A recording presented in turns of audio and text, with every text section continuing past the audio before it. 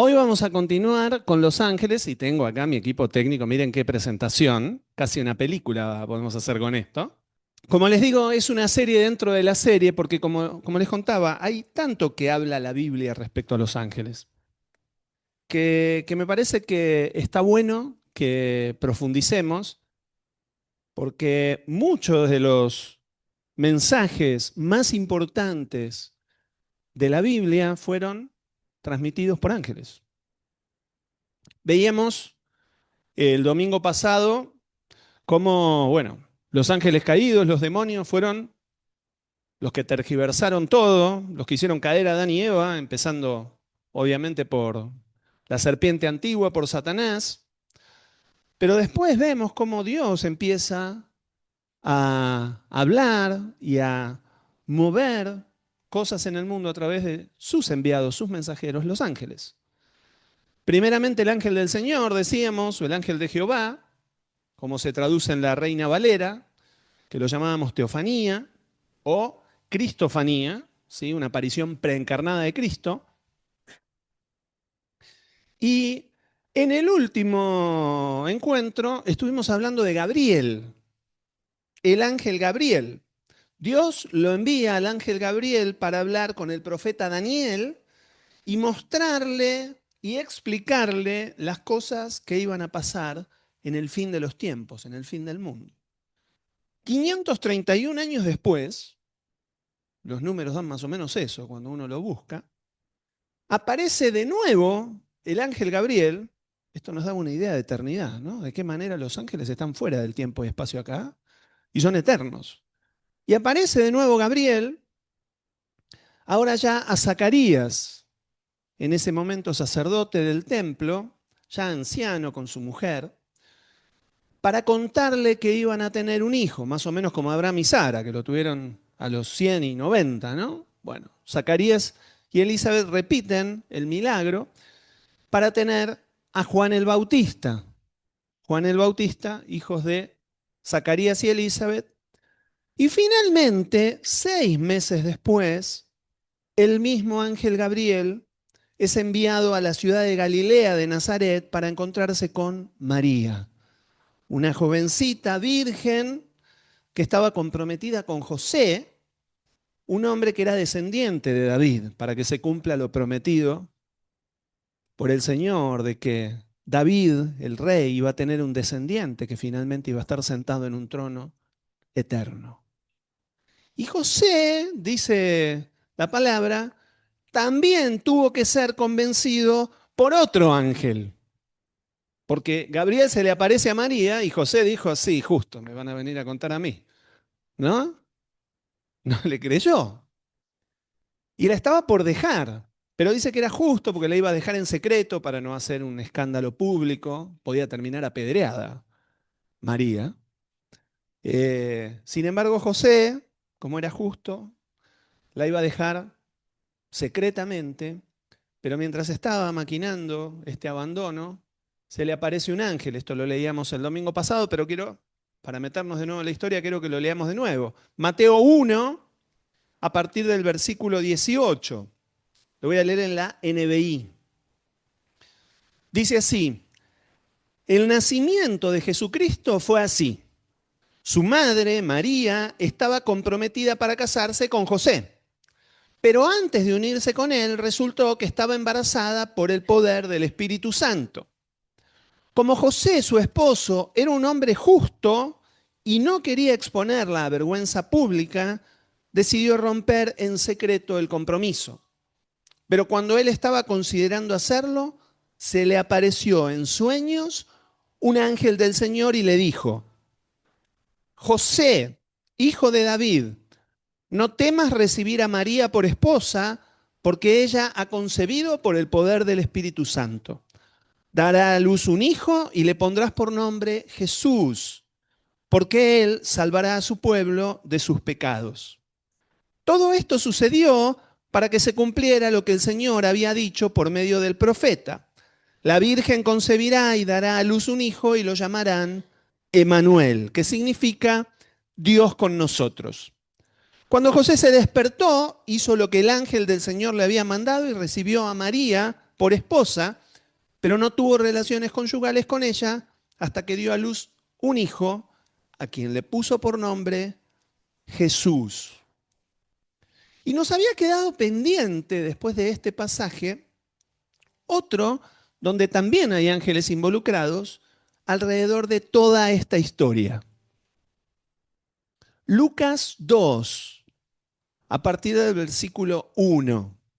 Lucas 2, a partir del versículo 1. Voy a leer Reina Valera contemporánea ahora. Dice así: por esos días, Augusto César promulgó un edicto en el que ordenaba levantar un censo de todo el mundo. Este primer censo se llevó a cabo cuando Quirino era gobernador de Siria, por lo que todos debían ir a su propio pueblo para inscribirse. Como José era descendiente de David y vivía en Nazaret, que era una ciudad de Galilea, tuvo que ir a Belén, la ciudad de David, que estaba en Judea, para inscribirse junto con María, que estaba desposada con él y se hallaba encinta. Y mientras ellos se encontraban allí, se cumplió el tiempo de que ella diera a luz, y allí tuvo a su hijo primogénito y lo envolvió en pañales y lo acostó en un pesebre, porque no había lugar para ellos en este albergue. En esa misma región había pastores que pasaban la noche en el campo cuidando a sus rebaños. Allí un ángel del Señor se les apareció y el resplandor de la gloria del Señor los envolvió. Ellos se llenaron de temor, pero el ángel les dijo: no teman, que les traigo una buena noticia que será para todo el pueblo motivo de mucha alegría. Hoy en la ciudad de David les ha nacido un Salvador, que es Cristo el Señor. Esto les servirá de señal: hallarán un niño envuelto en pañales y acostado en un pesebre. En ese momento apareció junto con el ángel una multitud de las huestes celestiales que alababan a Dios y decían: gloria a Dios en las alturas, paz en la tierra a todos los que gozan de su favor. Para los argentinos conocemos esto por la misa criolla, ¿no? Que dice: gloria a Dios en las alturas, en la tierra paz a los hombres, ¿no? Yo cuando era chiquito pensaba que decía pasan los hombres. Pero no, es paz a los hombres. Fíjense, acá vemos bastantes cuestiones interesantes. La primera, no solo se les aparece un ángel del Señor a los pastores, dice que se les aparece una hueste. En el hebreo, Sebayot se pronunciaría, no soy hebreo, pero creo que se pronuncia así, la palabra es Sebayot, se refiere al ejército o multitud de Dios, que incluye seres celestiales como ángeles y también el campamento divino, participando de su adoración, ¿sí? Del servicio a Dios o de la guerra espiritual, ¿sí? Estos son las huestes. Leíamos antes en el Salmo 24, dice el término Señor de los ejércitos, Señor de las huestes, o Jehová de los ejércitos. ¿Sí? Esto se usaba mucho en el Antiguo Testamento, ¿sí? Y enfatiza a Dios como el comandante supremo de estas fuerzas celestiales. Bueno, en este pasaje se vuelve a utilizar este mismo significado, ¿sí? Cuando los ángeles descienden, se lo llama hueste. Y dice que esta no era una hueste guerrera, era una hueste de adoración. Dice que aparecieron adorando al que estaban haciendo, a Jesús. ¿Sí? Bueno, sigue este pasaje en el versículo 15 y dice: cuando los ángeles volvieron al cielo, los pastores se dijeron unos a otros: vayamos a Belén y veamos esto que ha sucedido y que el Señor nos ha dado a conocer. Así que fueron deprisa y hallaron a María y a José, y el niño estaba acostado en el pesebre. Al ver al niño, contaron todo lo que se les había dicho acerca de él. Todos los que estaban escuchando quedaron asombrados de lo que decían los pastores, pero María guardaba todo esto en su corazón y meditaba acerca de ello. Al volver los pastores iban alabando y glorificando a Dios por todo lo que habían visto y oído, pues todo había sucedido tal y como se les había dicho. Fíjense, casi acá los ángeles eran como profetas, ¿no? Decían va a pasar esto, esto, esto, y realmente es así. Tenían casi, digamos, un trabajo profético y de hecho el ángel Gabriel va al profeta Daniel y le habla lo que después el profeta Daniel va a profetizar. Fíjense, ¿no? Vemos acá vemos acá al ángel Gabriel con una de las misiones, diríamos, la misión más importante. Él tenía que anunciar la llegada del Mesías. Él tenía que anunciar la llegada de Jesús a la tierra. Por lo cual podemos identificar que debe tener uno de los roles más importantes en estas huestes del cielo, este Gabriel. ¿Sí? En este ejército celestial del Señor. ¿Sí? En la Biblia protestante, la que tienen ustedes en la mano, que tiene los libros que están aceptados prácticamente por todos los grupos cristianos, incluyendo la Iglesia Católica, digamos, todos tienen los mismos libros que tenemos acá. Algunos, como la Biblia Católica, tiene algunos libros más. Pero en estos solo se mencionan por nombre dos ángeles. El primero es Gabriel. Y ahora quiero que entremos hoy a ver el segundo nombre que se menciona. Hoy vamos a volver al libro de Daniel.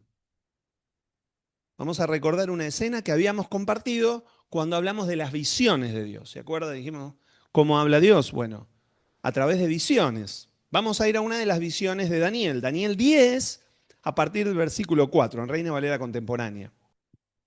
Y dice, el día 24 del mes primero, mientras me encontraba a la orilla del gran río Hidekel, levanté la mirada y vi a un hombre vestido de lino, ceñido con un cinturón de oro de Ufaz. Su cuerpo era semejante al berilo, su rostro resplandecía como un relámpago y sus ojos parecían antorchas encendidas. Sus brazos y sus pies tenían el color de bronce bruñido y sus palabras resonaban como el murmullo de una gran multitud. Decíamos, acá podemos interpretar que está viendo al Hijo del Hombre, al que después iba a venir a la tierra, Jesús. Cuando Juan lo ve en el cielo, ve prácticamente la misma imagen y la describe prácticamente igual. Y seguimos, versículo 10. Aquel hombre me tocó con la mano y me hizo ponerme de rodillas y apoyarme sobre las palmas de mis manos y me dijo, tú, Daniel, eres muy amado, ponte de pie y presta atención a lo que voy a decirte porque he sido enviado a ti. Mientras aquel hombre me decía esto, yo me puse en pie, aunque tembloroso. Entonces aquel hombre me dijo, no tengas miedo, Daniel, porque tus palabras fueron oídas desde el primer día en que dispusiste tu corazón a entender y a humillarte en la presencia de tu Dios. Precisamente por causa de tus palabras he venido. El príncipe del reino de Persia se me enfrentó durante 21 días, pero Miguel, que es uno de los príncipes más importantes, vino en mi ayuda y me quedé allí con los reyes de Persia. Acá aparece en escena el segundo nombre de un ángel relatado en la Biblia. Solo dos en nuestra Biblia están por nombre. Miguel. Y acá es el mismo Jesús diciendo, yo me estaba peleando con un príncipe. Las batallas espirituales se dan, la Biblia enseña, en el segundo cielo. En el tercer cielo es el cielo donde está el Señor, es el trono de Dios. El primer cielo es el que vemos con los ojos. El segundo cielo, podemos entender por estos tres, en el segundo se desatan las batallas espirituales, es el ámbito espiritual. Y dice que Jesús estaba peleando con el príncipe de Persia y dice que viene otro príncipe. Acá podemos inferir, el príncipe de Persia, si era enemigo de Jesús, claramente no es un príncipe del reino celestial, es un príncipe de las huestes de maldad, como enseña la Biblia. se estaba peleando con Jesús y dice que el único que lo venía a ayudar, es decir, el único que tiene la autoridad suficiente para pelear ese tipo de batalla, por lo que uno interpreta acá, era Miguel. Miguel. Y fíjense, dice, es uno de los príncipes más importantes. Ahora vamos a entrar un poco en ese detalle. A partir del versículo 20 dice, y me dijo, ¿sabes por qué he venido a verte? Pues porque ahora tengo que volver a pelear contra el príncipe de Persia y cuando termine de pelear con él, vendrá el príncipe de Grecia. Aparte de Miguel, el príncipe de ustedes, ahora ya no es un príncipe importante, es el príncipe del pueblo de Dios. El príncipe de ustedes, nadie me ayuda contra ellos, pero yo voy a revelarte lo que está escrito en el libro de la verdad.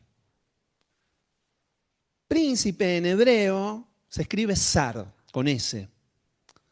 En realidad no se escribe con letra en español, ¿no? Pero la transliteración, digamos, cuando lo queremos pronunciar en español es zar, ¿sí? Que significa justamente príncipe, jefe, gobernante o líder. Esta palabra se usa para capitanes, para militares, funcionarios militares, los que están en autoridad en un ejército, ¿sí? Bueno, y también y especialmente se usan para los jefes de un grupo celestial de ángeles, ¿sí? Acá, en todos los versículos en donde lo encontramos, a Miguel se lo menciona como un príncipe, es decir, como un capitán de un ejército, del ejército celestial. En griego, cuando se traduce, la Septuaginta, que es la Biblia que se tradujo del hebreo al griego, lo traduce como arcon o archon con CH y una O con diéresis, que significa lo mismo, príncipe, gobernante, autoridad. Ya vamos a ver el uso de esa palabra en griego ahora, en un poquito, ¿sí? Lo interesante es que estos pasajes mencionan no solamente a Miguel como príncipe, sino a otros dos, al príncipe de Persia y al príncipe de Grecia, ¿sí? Y además, ahí en Daniel 10:13 se menciona a los reyes de Persia. No los príncipes, sino los reyes de Persia. Bueno, los eruditos, los estudiosos de la Biblia hacen una distinción entre estos dos. Príncipe de Persia se adjudica a un príncipe espiritual, a un gobernador de las huestes de maldad en las regiones celestes. Sin embargo, reyes de Persia tiene que ver con reyes humanos, ¿sí? Con reyes humanos. Es decir, tanto en hebreo como el griego hay una clara distinción entre poderes espirituales o celestiales y poderes de autoridades terrenales o humanas, ¿sí? Zar o Arcon sería príncipes, o Melec y Basileus, en griego, sería reyes. Y hay ahí algo muy interesante para identificar. La Biblia ahí nos enseña que mientras se pelean batallas espirituales, también pasa lo mismo en la tierra. Hay batallas entre reyes, hay guerras terrenales, pero invisible para nuestros ojos, pero más reales que lo que vemos, se está peleando la misma batalla en el cielo. Cuando se pelean Rusia y Ucrania, seguramente está el príncipe de Rusia y el príncipe de Ucrania. Me estoy tomando una licencia, ¿no? No está esto en la Biblia. Pero hay en los cielos una batalla que es más importante que la batalla terrenal. Es más importante, porque ahí se pelea la batalla. Lo que pasa en la tierra es lo que pasó primero en el cielo. De hecho, termina siendo Nabucodonosor el que dice, hoy entiendo que el cielo gobierna la tierra. Nabucodonosor se había querido levantar diciendo, todo este reino lo hice yo, y Dios le dijo, no, querido, este reino te lo di yo, no lo hiciste. No es tu poder, es el mío. Y él lo tuvo que reconocer y terminó reconociendo, el cielo gobierna. El cielo gobierna la tierra. ¿Sí? Entonces, Daniel 10 se convierte en uno de estos pasajes claves para la idea bíblica que detrás de todo conflicto político en realidad hay realidades espirituales invisibles, guerras espirituales invisibles. Y continuando con la historia de Miguel, el último pasaje en Daniel, que menciona a Miguel, es uno de los más impactantes y para mí más hermosos del libro de Daniel. Y quiero que me acompañen a leerlo. Daniel 12, vamos a leer todo el capítulo. Lo voy a leer en la NBI. En la NBI. Acá ya el Señor le está mostrando a Daniel el final. Va a ser el final de su libro, del libro del profeta Daniel, y va a ser el final del final de la historia humana. Entonces, este pasaje es tremendo por esto. Y dice, miren cómo empieza este capítulo. Dice, entonces se levantará Miguel, el gran príncipe protector de tu pueblo. Acá ya es príncipe y protector del pueblo de Dios. Habrá un periodo de angustia como no lo ha habido jamás desde que las naciones existen, pero tu pueblo será liberado. Todos los que están inscritos en el libro de la vida. Fíjense qué tremendo lo que enseña este pasaje. Del polvo de la tierra se levantarán las multitudes de los que duermen, algunos de ellos para vida eterna, pero otros para quedar en la vergüenza y en el desprecio eternos. Es prácticamente un mensaje de Apocalipsis. Hoy no vamos a entrar en interpretaciones escatológicas, porque hay muchas, ¿sí? Algunos podrán decir que Miguel es el ángel protector de Israel como nación. Nosotros entendemos hoy que nosotros somos la nueva Israel, somos la Israel espiritual, por haber creído. Dice que somos hijos de Abraham a causa de la fe, ¿no? De hecho, Jesús dijo que podía levantar hijos de Abraham aún de las piedras. Entonces, la interpretación profética de esto puede ser variada, ¿sí? Algunos tienen la interpretación de que sí, cuando Miguel deja de cuidar a Israel, Israel cae, ¿no? Y Miguel finalmente va a estar en el tiempo final para levantar. Pero entendemos acá, por lo menos mi interpretación, es que Miguel es príncipe protector del pueblo de Dios. Porque el pueblo de Dios inicialmente era el Israel histórico y hoy el pueblo de Dios somos todos nosotros, que fuimos añadidos a la vid verdadera, fuimos añadidos al pueblo de Israel, ¿no? Entonces podemos interpretar que Miguel pelea batalla a nuestro favor. ¿Sí? Ahora vamos a ir más adelante, porque Miguel no solamente aparece en el Antiguo Testamento, Miguel aparece en Apocalipsis, ¿no?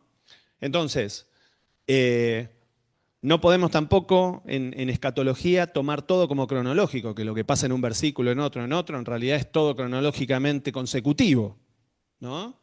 Los estudiosos dicen que es difícil interpretarlo de esta forma, como si todo fuera a pasar en un año, en dos o en 10. Todo esto pasa en el término de miles de años a veces, ¿no?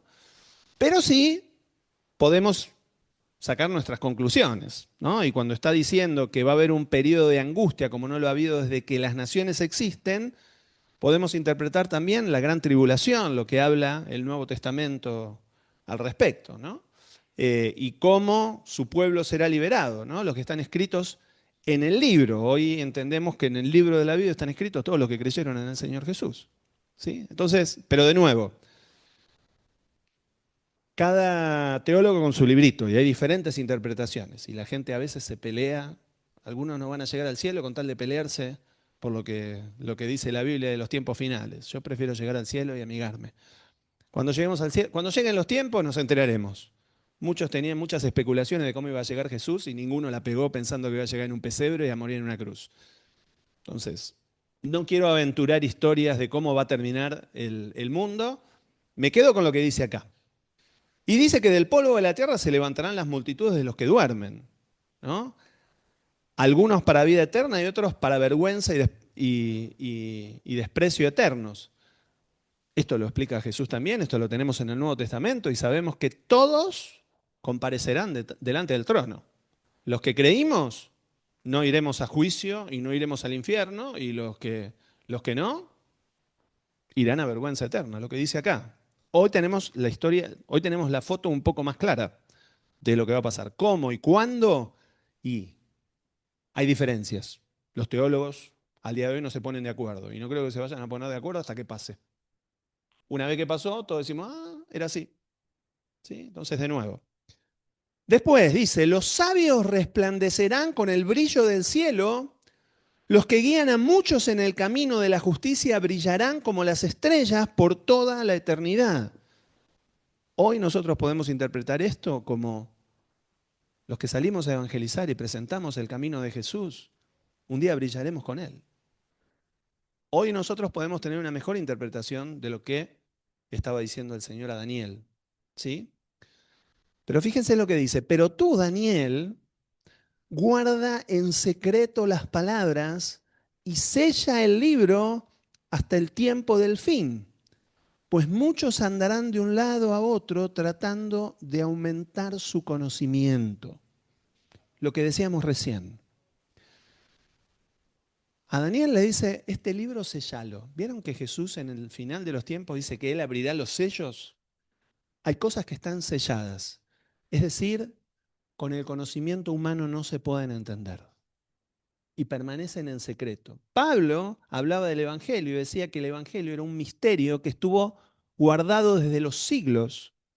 Y él, junto con los apóstoles, estaba encargado de develar ese misterio, de abrir la cajita del misterio y mostrar el tesoro. Los tiempos finales son algo así. Los tiempos finales son un misterio que se va develando con el paso del tiempo. Y dice que muchos andan de un lado a otro tratando de aumentar su conocimiento. Cuidado, cuidado, porque el mismo Jesús dice, no, yo esto lo tengo escondido, lo tengo en secreto hasta que quiera revelarlo. Y Él lo va a revelar al que quiera revelarlo. No porque yo quiera entenderlo, lo voy a entender. Y de nuevo, no me opongo a que estudiemos la Biblia porque para eso está, pero distinto es querer hacerle decir a la Biblia lo que yo interpreto. Y a veces eso es una complicación porque yo me pongo tan firme en eso que termino peleándome con el hermano que interpreta algo distinto. Y eso no nos cambia la salvación. Vengo estudiando un curso de teología en donde habla de las doctrinas esenciales de la iglesia y las doctrinas secundarias y aún doctrinas terciarias y cuaternarias. Las doctrinas esenciales, creemos que Jesús murió en una cruz por nosotros, que se hizo carne, que se hizo hombre, que era Dios y hombre a la vez, que murió en una cruz, que fue levantado al tercer día y que volverá y lo estamos esperando. Eso lo creemos todos los cristianos. Ahora, si va a haber un tiempo, va a haber un milenio antes, después, si vamos a tener una tribulación, si seremos librados de la tribulación, esas son doctrinas secundarias.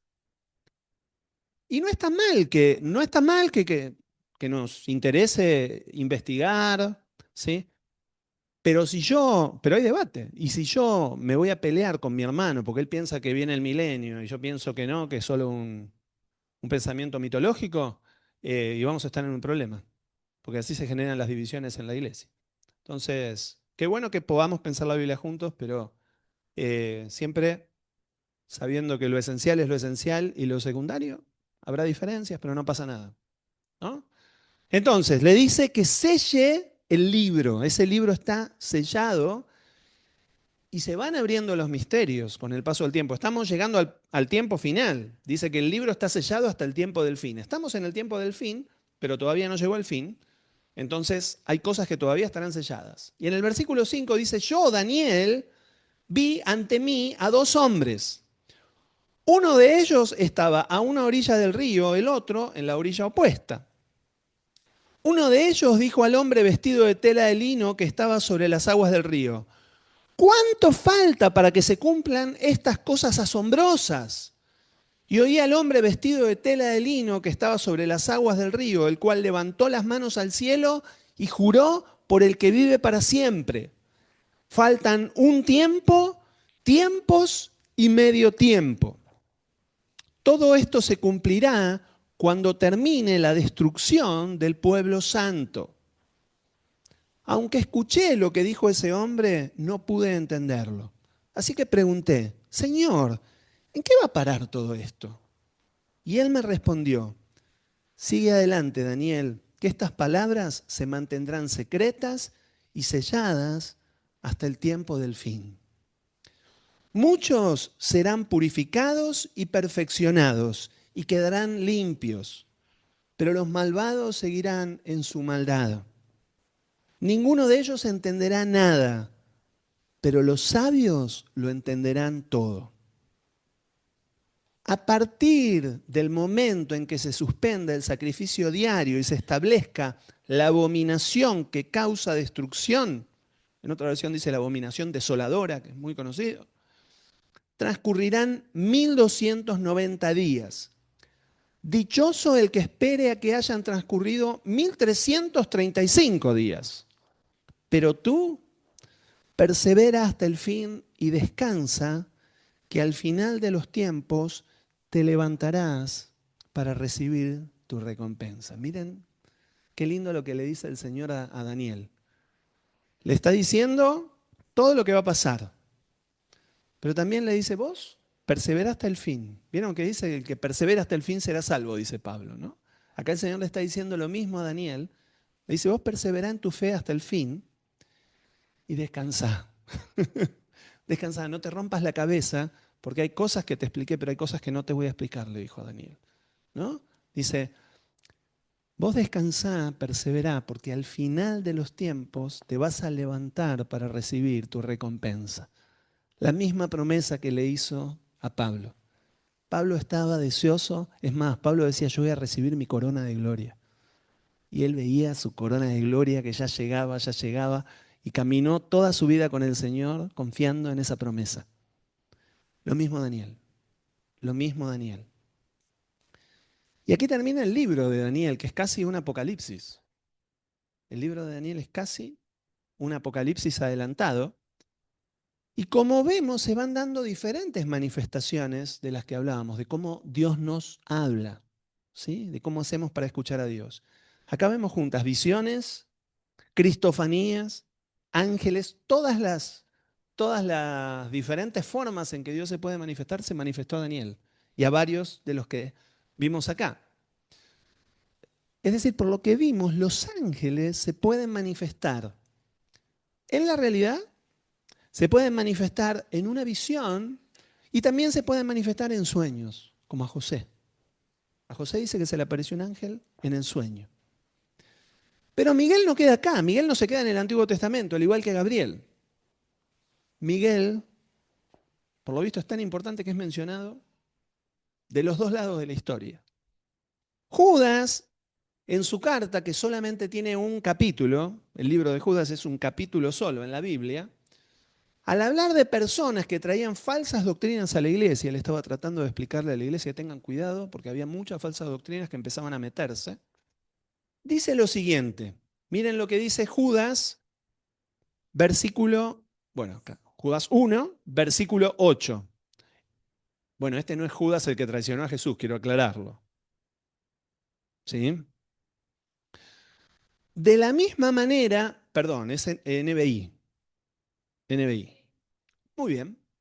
De la misma manera, llevadas por sus delirios, estas personas contaminan su cuerpo, desprecian la autoridad y maldicen a los seres celestiales. Miren esto.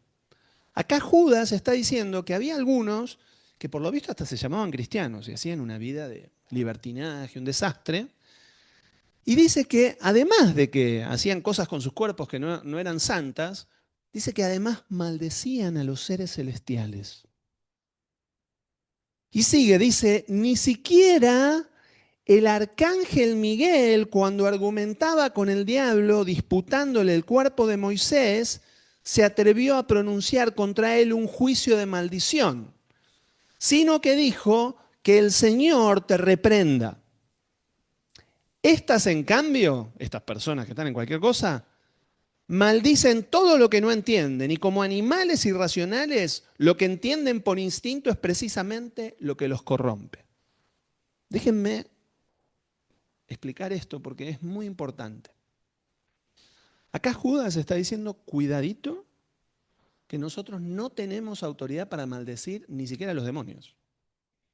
Mucha gente, y lo he escuchado, maldice al diablo como lo insulta. He escuchado gente que insulta al diablo. Ojito, cuidado, son autoridades espirituales y no está permitido hacerlo. Podemos decir diablo inmundo, sí, porque es inmundo, es un espíritu inmundo, diablo engañador, es verdad, mentiroso, es verdad, pero cuidado.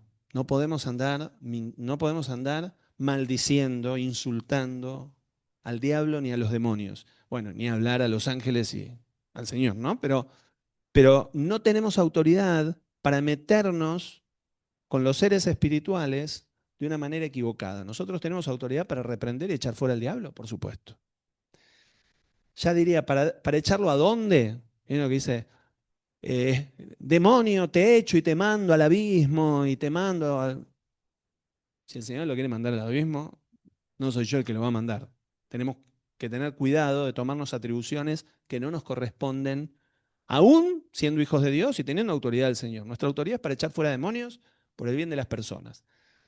No es, no somos ni Miguel ni Gabriel, ¿no?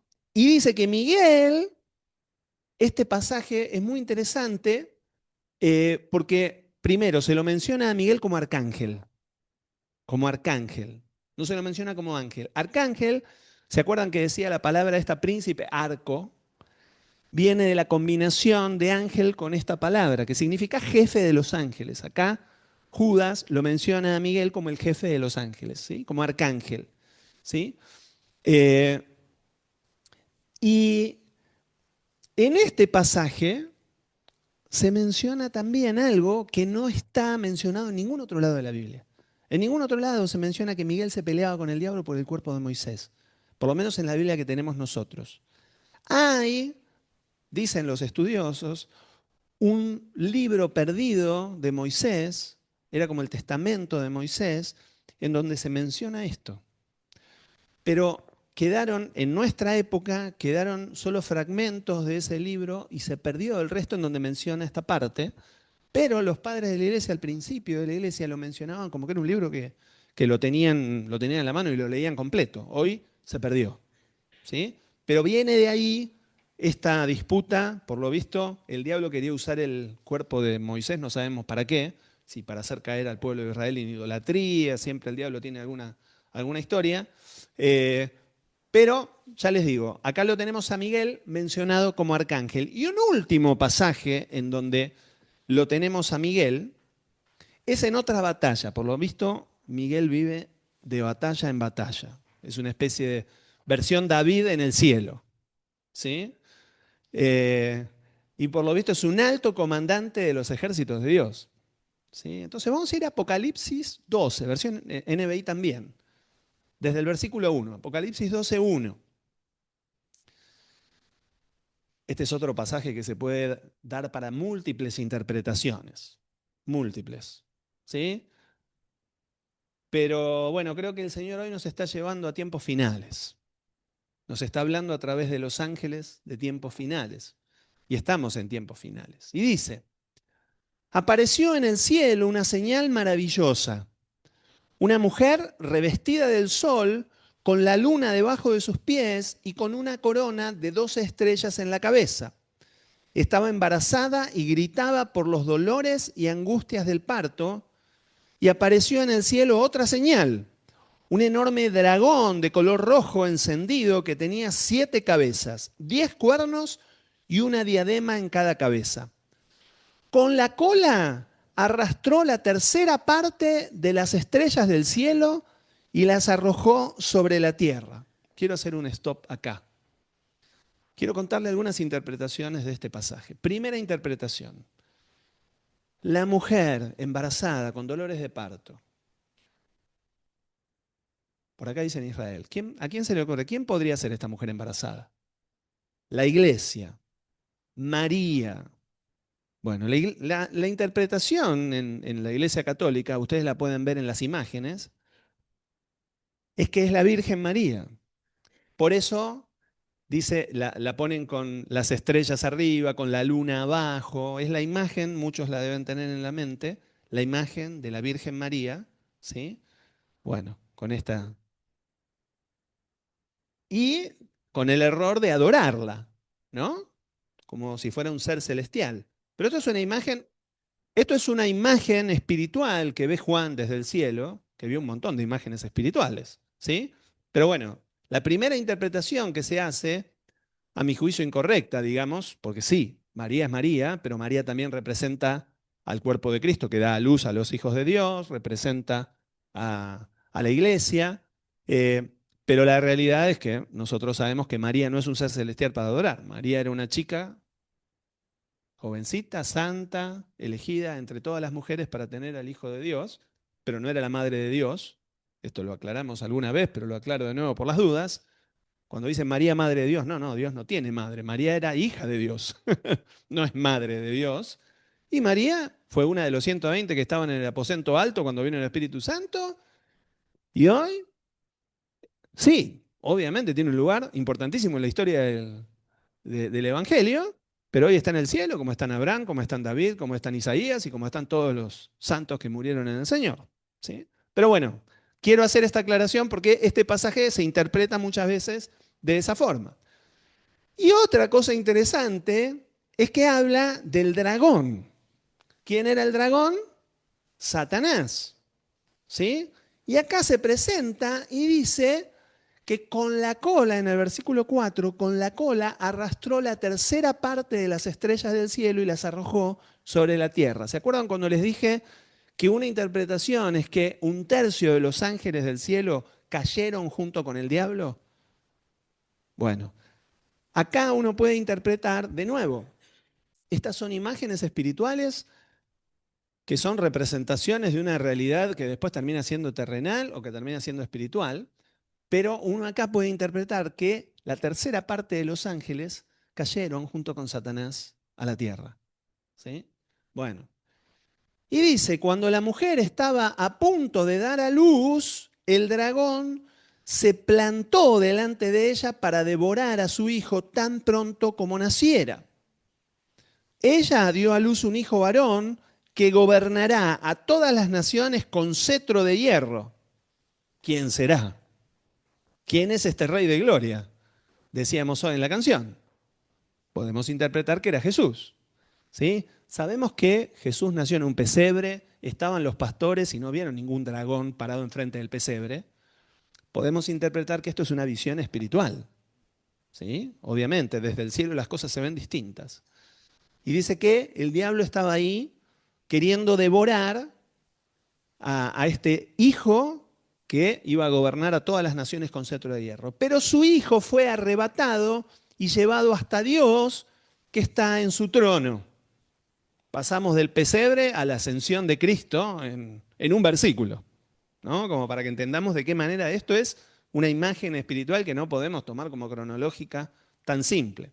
Y dice, y la mujer huyó al desierto, a un lugar que Dios le había preparado para que allí la sustentaran durante 1260 días. Fíjense cómo se conecta con la visión que tuvo Daniel, con lo que le habló el Señor a Daniel. Y en el versículo 7 dice, se desató entonces una guerra en el cielo. Miguel y sus ángeles combatieron al dragón, este y sus ángeles a su vez le hicieron frente, pero no pudieron vencer y ya no hubo lugar para ellos en el cielo. Miren qué tremendo. Dice que Miguel tenía sus ángeles, pero el dragón también tenía sus ángeles. Y se pelearon en el cielo y ya no hubo lugar para ellos en el cielo. Es decir, como que vamos y venimos en la historia. Se pelean, los echan del cielo. ¿Sí? Así fue expulsado el gran dragón, aquella serpiente antigua que se llama Diablo y Satanás, que engaña al mundo entero, junto con sus ángeles fue arrojado a la tierra. Luego oí en el cielo un gran clamor, han llegado ya la salvación y el poder y el reino de nuestro Dios, ha llegado ya la autoridad de su Cristo, porque ha sido expulsado el acusador de nuestros hermanos, el que los acusaba día y noche delante de nuestro Dios. Ellos lo han vencido por medio de la sangre del Cordero y por el mensaje del cual dieron testimonio. No valoraron tanto su vida como para evitar la muerte. Ya acá está hablando de los mártires que dieron la vida por el Señor y dan testimonio de Cristo y de lo que hizo Él al morir. Y ahora quiero que veamos un último pasaje, y acá está relacionado con el lugar que ocupa Miguel. Él es arcángel, arcángel. Quiero que vayamos a Primera de Tesalonicenses 4, a partir del versículo 13. Hermanos, no queremos que ignoren lo que va a pasar con los que ya han muerto, para que no se entristezcan como esos otros que no tienen esperanza. ¿Acaso no creemos que Jesús murió y resucitó? Así también Dios resucitará con Jesús a los que han muerto en unión con Él. Conforme a lo dicho por el Señor, afirmamos que nosotros, los que estemos vivos y hayamos quedado hasta la venida del Señor, de ninguna manera nos adelantaremos a los que hayan muerto. El Señor mismo descenderá del cielo con voz de mando, con voz de arcángel y con trompeta de Dios, y los muertos en Cristo resucitarán primero. Luego los que estemos vivos, los que hayamos quedado, seremos arrebatados junto con ellos en las nubes para encontrarnos con el Señor en el aire. Y así estaremos con el Señor para siempre. Por lo tanto, anímense unos a otros con estas palabras. No sabemos si la voz de este arcángel será la de Miguel, pero sabemos que el Señor viene con voz de arcángel. Tal vez tiene que ver con la voz de autoridad del Señor, porque finalmente Él es el comandante supremo de los ejércitos. Y Él vendrá con voz de mando, con voz de arcángel, y como le contaba a Daniel, los muertos resucitarán. Los que estaban en el polvo volverán a la vida, y los que estemos con Él nos encontraremos con Él. Amén. Dios nos habla a través de los ángeles. ¿Y cuánto? ¿Y qué cosas maravillosas nos ha contado? Quiero que oremos por esto, porque estamos en los tiempos finales.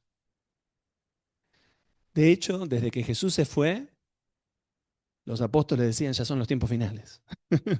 Pasaron 2000 años, pero son los tiempos escatológicos, los tiempos del fin, y estas cosas se están empezando a cumplir. Y tal vez en una seguidilla se cumplirán una tras de otra sin parar, y los sabios en Cristo entenderemos. Que el Señor nos haga sabios para entender. Pero hoy podemos decidir. Hoy podemos decirle, Señor, yo quiero estar ahí. Yo no me la quiero perder. Cuando vengas en gloria, yo no me quiero quedar. Papá, como cantábamos hoy, Señor, ¿quién es este Rey de gloria? ¿Quién es este Rey de gloria? El que va a venir en las nubes a buscarnos, el que comanda las huestes celestiales, los ejércitos del Señor. Te honramos, Rey de gloria, Rey de gloria. Y hoy levantamos nuestras cabezas. Señor, entendemos que esas puertas eternas para que entre el Rey de gloria hoy somos nosotros. Y vos entrás a nuestro corazón, Señor, entrás a nuestra vida a gobernar. Señor, hoy te damos el lugar que te mereces, Señor. Tu lugar no es otro que el trono. Tu lugar no es otro que el de Rey y Señor. Por eso hoy te reconocemos Rey y Señor en nuestra vida. Y te damos el lugar, Señor, para que gobiernes, así como haces con tus ángeles, Señor. Os enseñaba, Señor, en la oración del Padre nuestro, hágase tu voluntad como se hace en el cielo. En el cielo solo se hace tu voluntad. Y el que no la hizo fue despedido del cielo. Señor, enséñanos a hacer tu voluntad. Queremos estar en esta tierra como si estuviéramos en el cielo. Queremos ser como esos ángeles obedientes que pelean batallas en tu nombre, Señor, que dan palabra en tu nombre. Nosotros también, Señor, podemos ser ángeles enviados, mensajeros tuyos. Abrir nuestro oído para escuchar tus mensajes, Señor. Para no pasar por alto, Señor, lo que tantos nos han dejado escrito para nuestra edificación, para nuestra salvación. Hoy te entregamos nuestro corazón, Señor, lo abrimos para que entres. Te invitamos a reinar en nuestra vida, Señor. En el nombre de Jesús. Amén.